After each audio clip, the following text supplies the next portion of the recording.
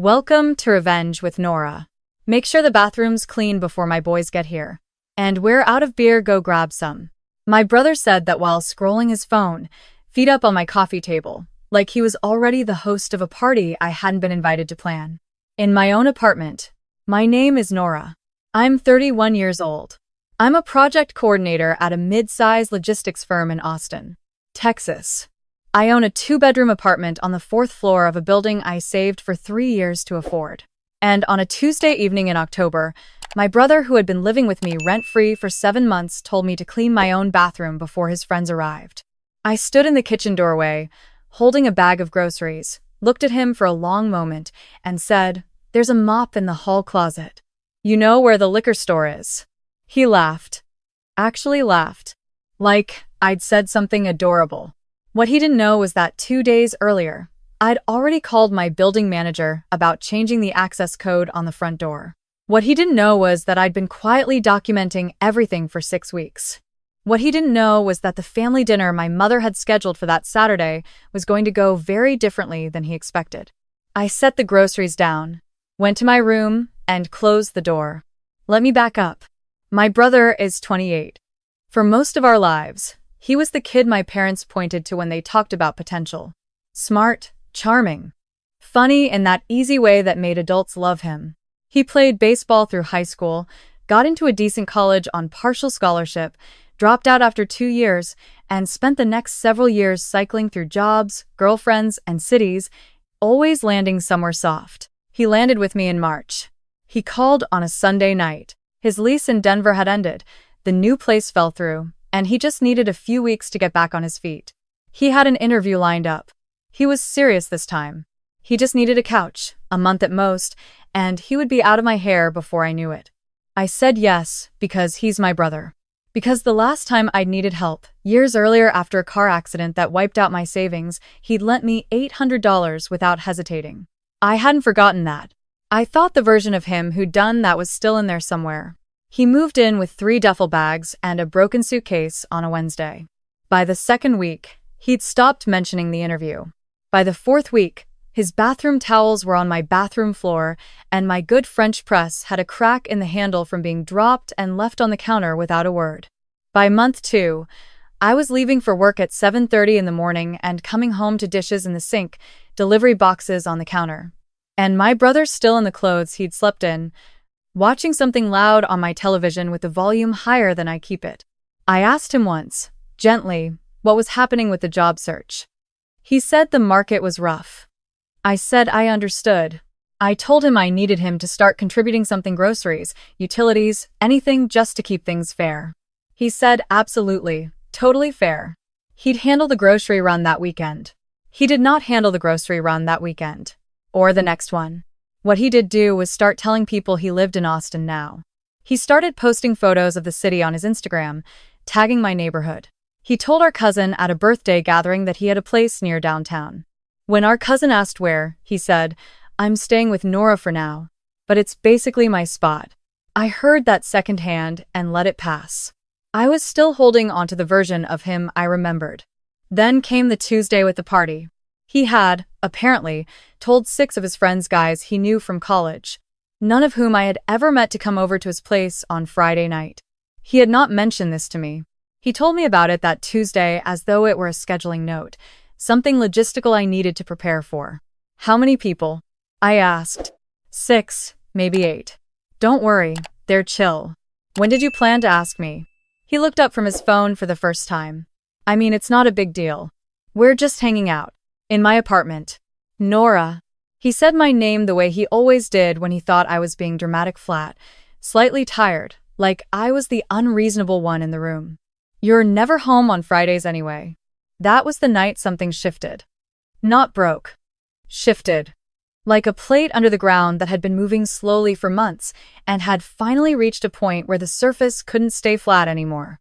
I didn't say anything else. I smiled, said sure, and went to my room.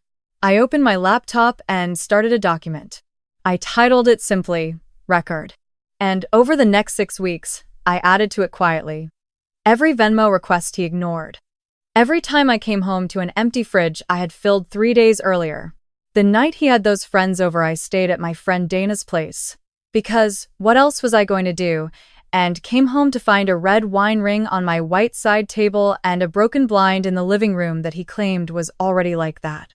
A photograph I took of the blind. A screenshot of my bank statement showing the $38 I spent on the replacement blind at Home Depot. Receipts from the grocery store, 6 of them, all from my account, none from his. A screenshot of his Instagram post from October 3rd showing my apartment, my bookshelves, my plants, captioned, "Settled in Austin feels like home." He had 1,400 followers. 11 of them had liked it and commented things like "love that for you," and finally, as though he had built something. He had built nothing. I had built everything in that photo. I also found, while looking for my earbuds one afternoon, a group chat on his laptop. He'd left it open on the kitchen table where he referred to me as my little sister, who lets me crash, and told his friends. She handles the bills. I keep the vibes high. 7 people had reacted to that with laugh emojis. I took a photo of the screen. I added it to the document. And then I waited for Saturday. My mother had been suggesting a family dinner for weeks. She missed us both, she said. She wanted everyone around the same table. My dad would grill. She'd make her lemon cake. Just a quiet family afternoon, her, my dad, my brother, me, and my aunt who was visiting from Phoenix. Nothing big. My brother was enthusiastic. He told me on the drive over that he was planning to talk to Dad about some business ideas. He was in a good mood, window down, music up, like a man without a single concern in the world. He had borrowed my car that morning to pick up a 6-pack to bring to my parents' house. He had not asked. He had just taken my keys from the hook by the door and left. I was already outside when he pulled back up and handed them back with a grin and a "ready?" I was ready. My parents' house is in Cedar Park, about 40 minutes from the city. My mom had the table set when we arrived, the good napkins, the ceramic dishes she saves for occasions. My aunt was already there, sitting on the back porch with a glass of tea.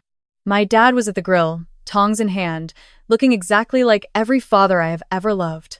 "There they are," he said, pulling my brother into one of those back-patting hugs that men do. He hugged me too, but there was something in the way he looked at my brother, proud, easy, that I had spent my whole life noticing. My brother was the one who had always known how to be in a room. I was the one who made sure the room was still standing. We sat down to eat around 4. My mother had made her lemon cake. There was grilled chicken and a corn salad, and the bread she always buys from the bakery near her office. It was warm and golden and should have been comfortable.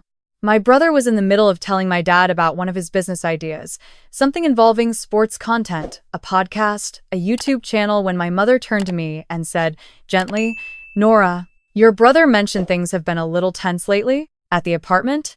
I put my fork down slowly. "Did he?" My brother shifted in his seat. "I just said you've seemed stressed. I'm not trying to start anything." "What did you tell her?" "Exactly?" I asked. "That you're going through a lot with work. That sometimes you come home in a mood." "A mood?" I looked at my mother, then my father, then back at my brother. "Is that how you describe it?" He spread his hands. "Nora, come on. I'm genuinely asking. Because if we're talking about the apartment, I want to make sure everyone has the full picture." My dad set his tongs down on the edge of his plate. "What full picture?"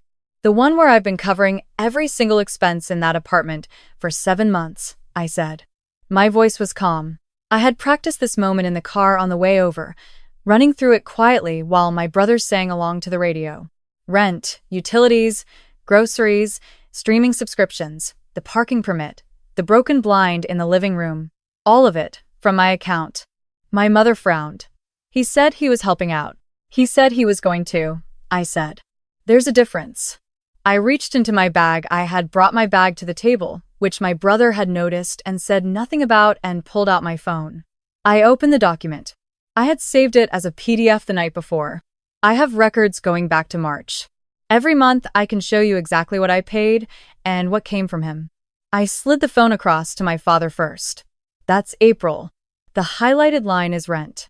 The one below it is the grocery run I did that Sunday. He said he'd handle it.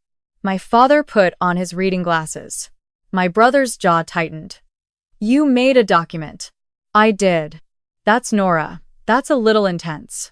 Less intense than 7 months of unpaid rent. My mother leaned toward my dad to look at the screen. Her expression did not change right away. She was doing the thing she always does when she's recalibrating, that careful stillness before she speaks. My aunt had gone very quiet on the other side of the table. That's $540 just in April, my father said, not to anyone in particular. Right, I said. And that's not including the groceries on that page.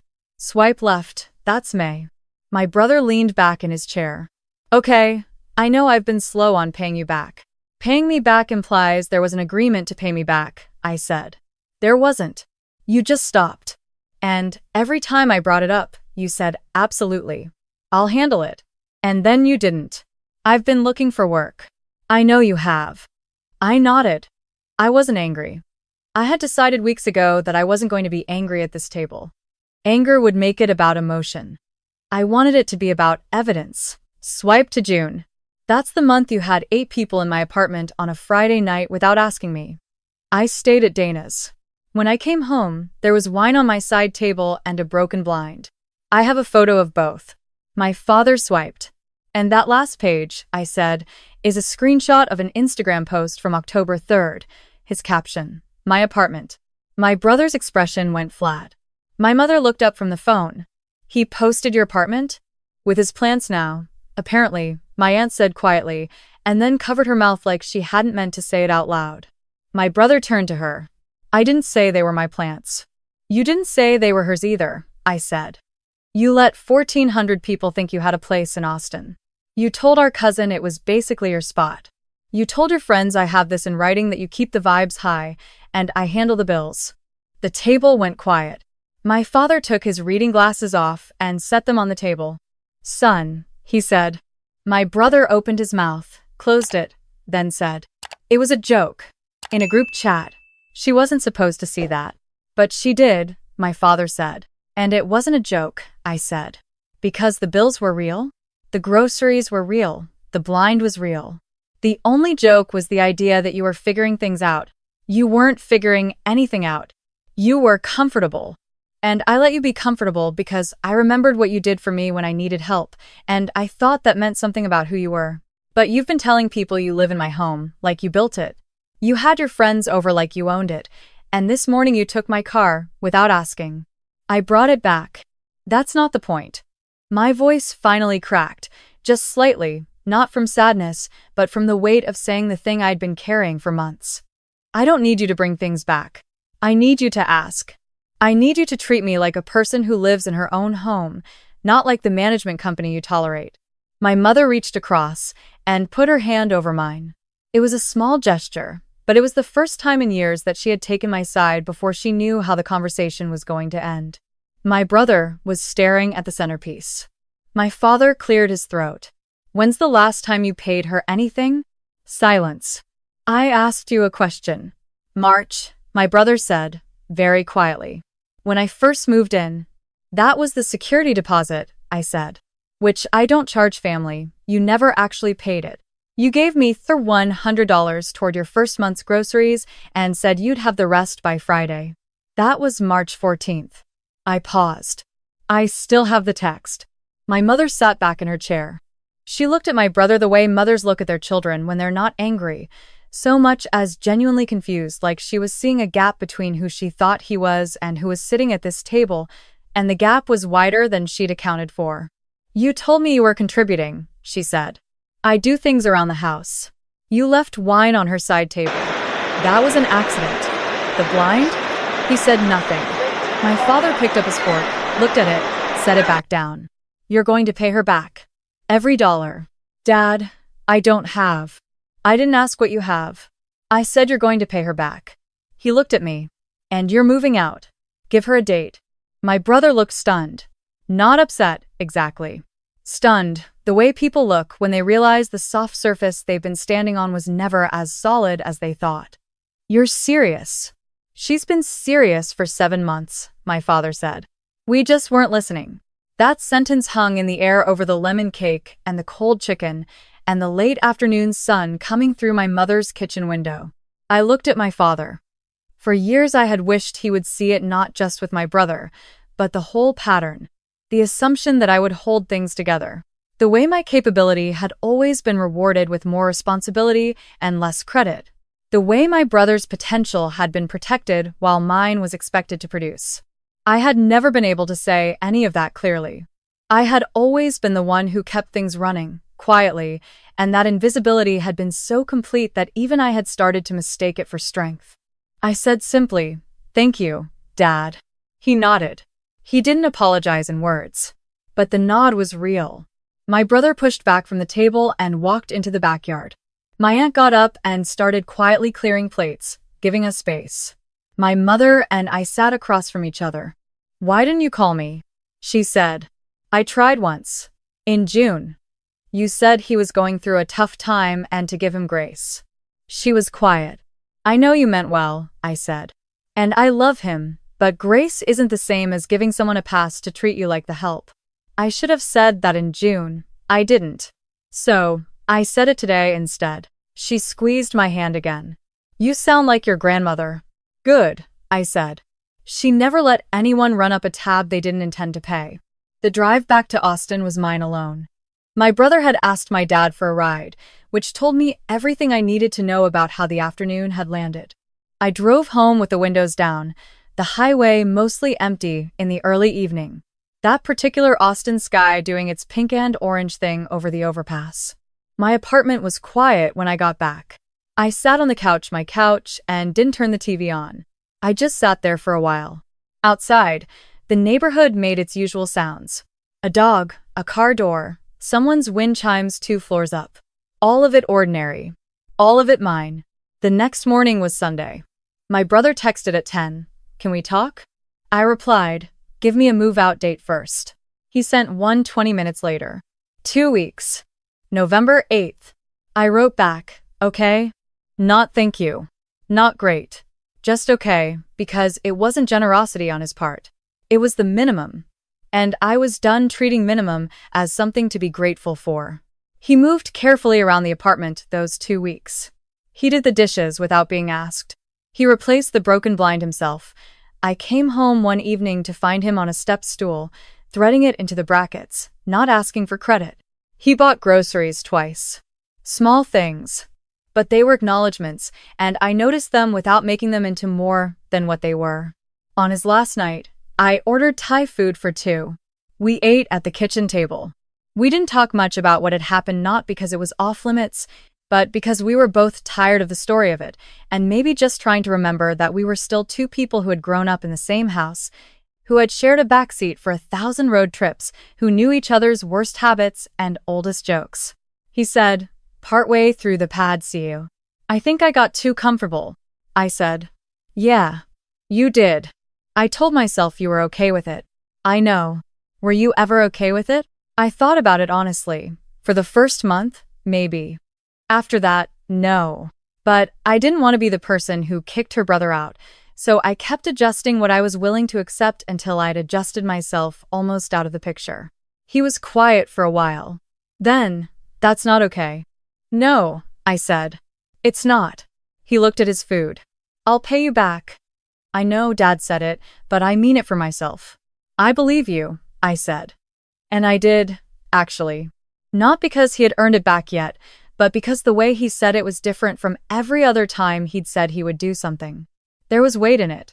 He left the next morning with his 3 duffel bags and the broken suitcase, which was now held together with a bungee cord. He gave me a real hug at the door, not the side pat kind, a real one. "I'm going to be better," he said. "I hope so," I said. "You don't have to prove it to me. Just to yourself." He walked to the elevator. I watched the doors close. I stood in the doorway of my own apartment for a moment. The light was coming in through the kitchen window, the way it always does on November mornings, falling across the white counter and the little potted basil plant on the sill. The one he'd captioned in his Instagram post, like it belonged to him. I went inside and watered it. The weeks that followed were quiet in a way I hadn't experienced in so long that I'd forgotten what it felt like.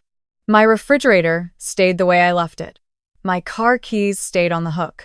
My mornings were mine, genuinely mine, coffee on the couch, a book or the news, no one asking for anything before I'd even had a chance to decide what I wanted from the day. I called my mom on a Thursday afternoon just to check in, not about any of it, just to talk. She asked how the apartment felt. I said it felt like I lived there. She laughed, but softly, in the way that meant she understood what I was saying underneath the words. My dad texted me out of nowhere one Saturday. Proud of how you handled things. Just that. No further context. I stared at it for a while and then saved it. My brother started a new job the week after he moved out, supply chain work, something with a regional trucking company. He texted me about it with the kind of energy I remembered from when we were kids, and he'd done something well, that uncomplicated brightness. I sent back a string of celebratory emojis and meant all of them. The first week of December, he sent a Venmo transfer. $300 labeled, month one of many. Sorry it took so long to start. I accepted it without making a thing of it. But I sat with the feeling for a minute before I closed the app, not because of the money, but because of the word start. That was the part that mattered. He was starting.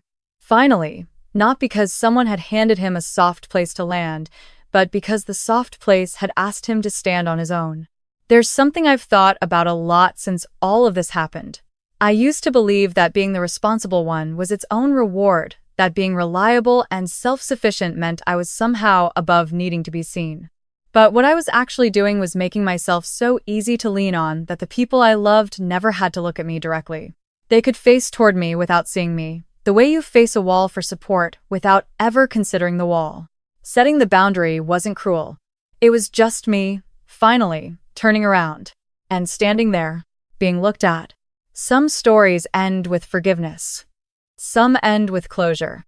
Some end the way this one did, with a Venmo notification and a basil plant on a sunny windowsill and a quiet apartment that feels, every single morning, like exactly the life I built. That's enough. Honestly, that's everything.